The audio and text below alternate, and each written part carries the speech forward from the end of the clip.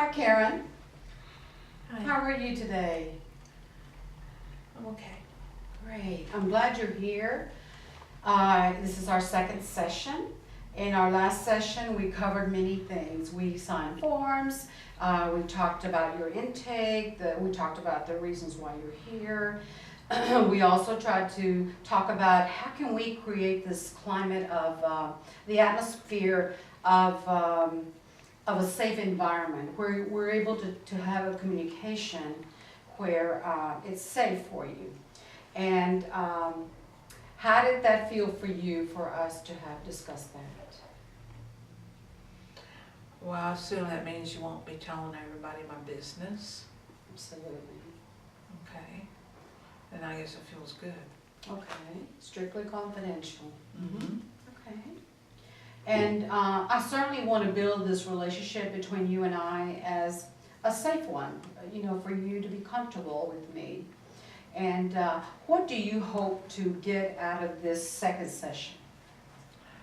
I'm hoping you can fix me. Or fix my kids. Fix your kids, fix you. Well, Caren, there's a lot of wisdom in this room between you and I, our life stories. A lot of experience in living, a lot of expertise in our own lives.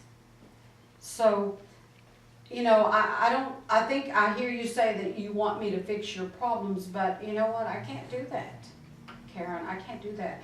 But what I can do is guide the process here, where I'm going to keep it safe here, where you can share whatever you want to share, and then we can help you discern some of those issues that are coming up in your life. How does that sound for you? I really wanted you to fix me. Me having to come up with the answers myself. Maybe I'll help. I don't know. We'll see. Can you think of one of your strengths? Talk about that. Something that you are strong at. One of your good characteristics about Caren. Well, I'm honest. I'm usually too honest for my own good. Okay. I mean, it's sort of kind of like don't ask, don't tell. But if you ask me, I'm going to tell you. Right. Sometimes I'm going to tell you if you don't ask me. It gets me in trouble sometimes. Okay. So you are honest. Mm-hmm. You speak your mind Mm-hmm. when you need to. Those are good strengths, don't you think? Most of the time, yeah, I do. Actually, I think it is a good strength that just sometimes you pay for it. But maybe I was a little too honest with my husband, When I told him that we needed to spend more time together. Yeah, that problem did come up in our last session about your divorce. You've been divorced 2 years, and you feel like you can't move on, like you're never gonna find another husband. Tell me more about how you feel about that. Well, it's not even really a question of am I desirable enough? It's a question of what's out there at my age. Most of the good ones are already married, and I just haven't found anybody I clicked with among the ones that were single. Not really. I mean, it would be nice just to have a friend I could go to dances with or something. Right. Or movies. But, there's just not that many single guys around. It's not like when you went to school and everybody was single. What kind of things have you tried thus far to help you move in that direction? Nothing. Because it's really not high on my priority scale. Okay. It's sort of like if it happens, it happens. And, Well, there was kind of a secret hope that, if I'm not looking for it, it'll come to me, but that hasn't happened yet. okay. Well, at least you're not worrying that much about it. Not really. Okay. So, Now I've got other things in my life, and they keep me busy. I have my 2 children, and I have a few friends, and my job, and to a certain extent, my church, and Mhm. it keeps me busy. And, you know, if I could just get to where my financial situation is a little, Mhm. it's stable, I just got to get to where I can believe it will stay that way. I've got, I guess maybe the most important thing for that is I gotta get over my anxiety Right. about learning something new on my job. That is the hardest thing. Okay. So when you're talking about all the problems that you're dealing with right now, which one is something that's at the very top of the list? Well, if I look at how it's gonna affect my life, it's not what's bothering me today.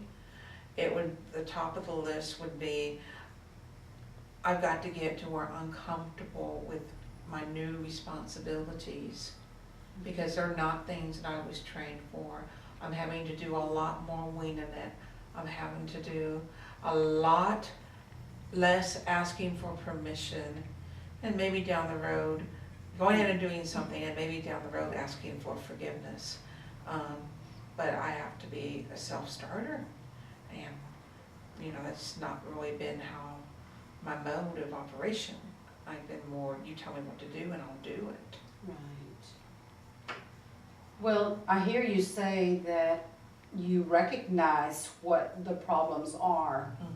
And so really what you're saying is you just need help with that motivation on how to get things done. Yeah, yeah, and especially the things that cause, that I feel really anxious about. And so I avoid them because I feel anxious about them. Right, right. Tell me what it's like being a mother that works all day, you're concerned about your jobs, and then you come home to teenagers. What is that like for you? When I come home, I'm usually run out. You know, Yeah. just completely run out. And they're hungry, they're thirsty, sometimes they're fussing at each other, sometimes they're the problem.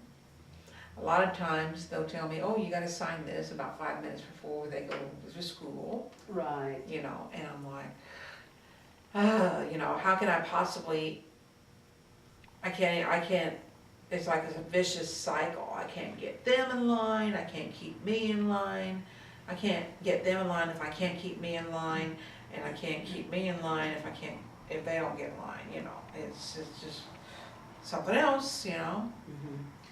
It does sound like you're overwhelmed with Sometimes. all the things that you have to do as a mother, Yeah. as an employee. And what kind of things are you doing? You said that, a while ago, you said that you had church. You know, what kind of things do you do at your church? Well, I don't really do anything right now. So I go sit on the back row, you know, just trying to figure out where I want to go. Kind of, right now what I'm really doing is helping my children, Okay. you know, in their With their spiritual needs. walk. And so, you know, a lot of people probably wouldn't agree with this, but, you know, I kind of go where I feel like they are getting something out of it. And I'm getting something out of it too. That's good. But for a while it was too involved. Mhm. And I had to drop that because my children were suffering. Can you talk a little bit about what you mean by that, by being too involved? Well, I had something that I had to, you know, do extra like every week. And for, you know, it was band, and it wasn't, you know, like most churches where you just go and you play for an hour, okay, we're good, let's go home. They had to be perfect, so we were like 3 and 4 hour practices, one night a week. And then, I don't know, I just got so caught up in it, and my children weren't really liking that church, and I really wasn't, my eyes weren't open to that. They were disengaged, and then when they started, you know, rebelling, getting in trouble, I realized I needed to make a switch. Okay. Well, you know, it sounds like you are recognizing what their needs are, and that's a strength. That is a strength, Caren. You know, you're focusing on your parenting before anything else, and of course, you said you were also guiding your children towards God, and I think that you're doing the right things. Can you do, like, we're almost out of time in this session, for homework, could I get you to write in your journal some of the issues that are really troubling you and some of the things that you are doing to strengthen that? Well, I try to find time. Okay. You know, I'm not real good with paper. Mhm. I got like this paper blob in my house, you know, and Right. I'm trying to get it straightened out, but the cats keep running through it and sleeping on it and all that kind of stuff, but, yeah, I'll try to find some paper to write on. Well, if I were to provide you with like a journal, would you take that and maybe place it in your purse where you could have some time?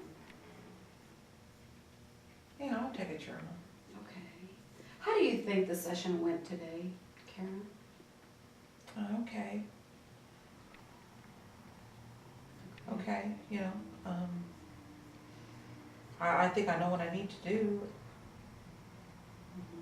I just need to, you know, get more confidence and, Right. you know, kind of throw all the stuff that's been in the way, kind of throw it behind me and, Okay. you know, maybe writing will help me with that, I don't know. Okay. So next week, we will see you at the same time. We will continue our conversation about the issues that are troubling you, and we will see you next week. Okay, Okay? okay, bye. Did you finish?